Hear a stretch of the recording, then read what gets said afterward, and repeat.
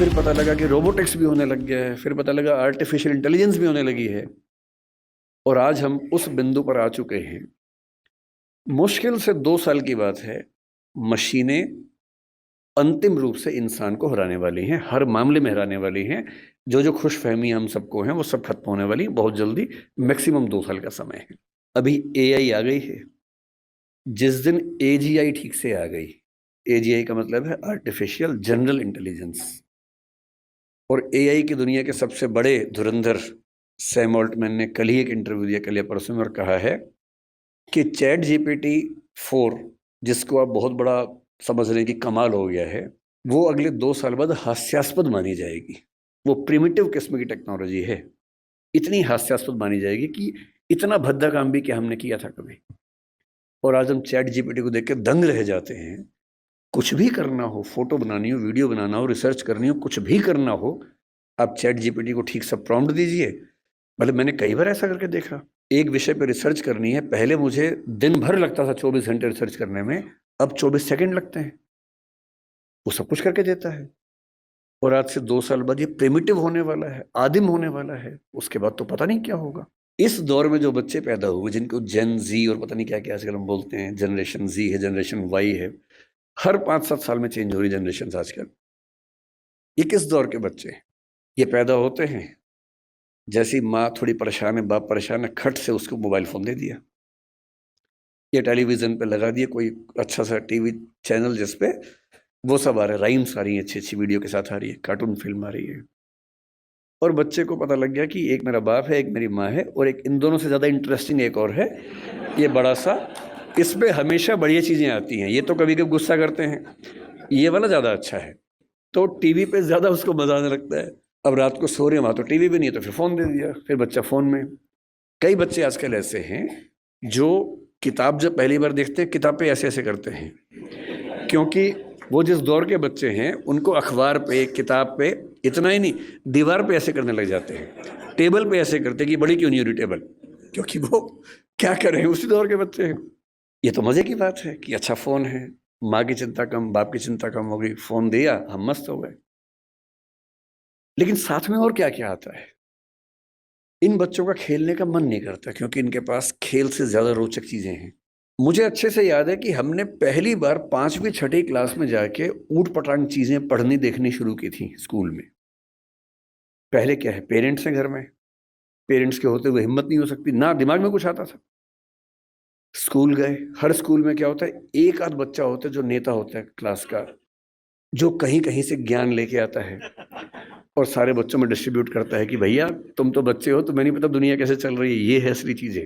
तो मुझे याद आता है कि शायद 6ठी 7वीं क्लास में पहली बार हमारी क्लास से एक छठा हुआ बच्चा था, कुछ किताब विताब लाया था, कुछ फोटो वोटो थी उसमें ऊट पटांग सी, हम सब ने देखी, हम समझ भी नहीं पाए कि ये सब क्या है, पर ये हमें पता लगा कि इसको देखने से आदमी बड़ा माना जाता है, स्मार्ट माना जाता है।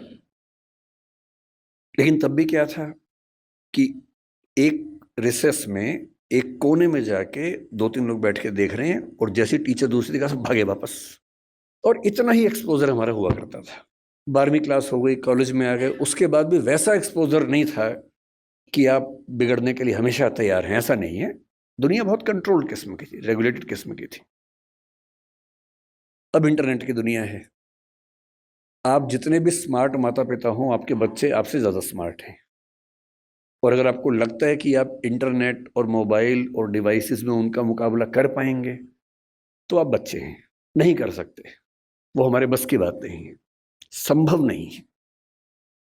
आप टाइप करते हैं मैसेज, एक एक उंगली ऐसे करते हैं, ऐसे करके आपको जैन टाइप करना है, जे, फिर देखा ए कहाँ, ए कहाँ, AIN, और वो फोन पे ऐसे टाइप करते हैं सामने देखते हुए, और गलत नहीं होता है, एक एक की सही दबाते हैं, आप उनसे मुकाबला करने का सोचते हैं।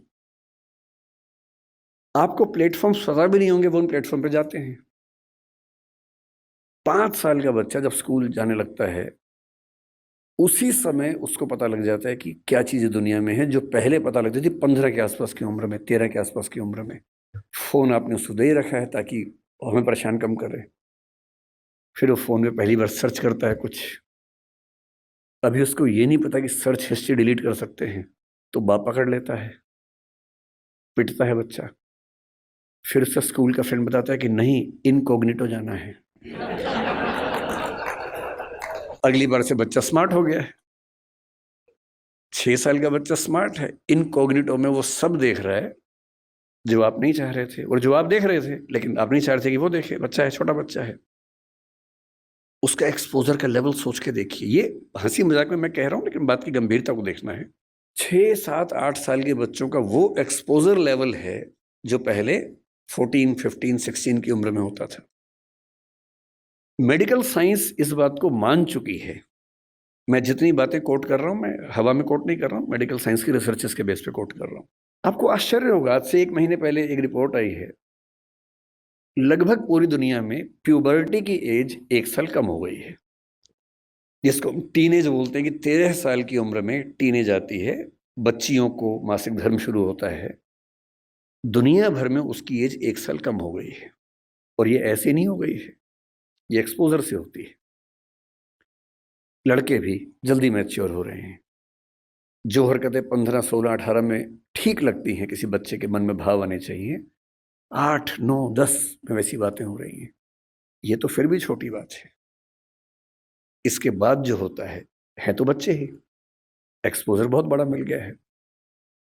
जब वो नेट पे जाते हैं तो नेट पे जो पिशाच बैठे हुए हैं दुनिया भर में, जो साइबर ठग हैं, जो साइबर क्रिमिनल्स हैं, वो इसी ताक में हैं कि बच्चे मिल जाएं। उनको पता है कि बच्चे का मनोविज्ञान क्या है। वो हैकर्स हैं, वो हैक कर लेंगे कि उस बच्चे ने क्या क्या सर्च किया है, उसकी पूरी कुंडली खोल लेंगे कि बच्चे का इस समय मन कहाँ अटका हुआ है।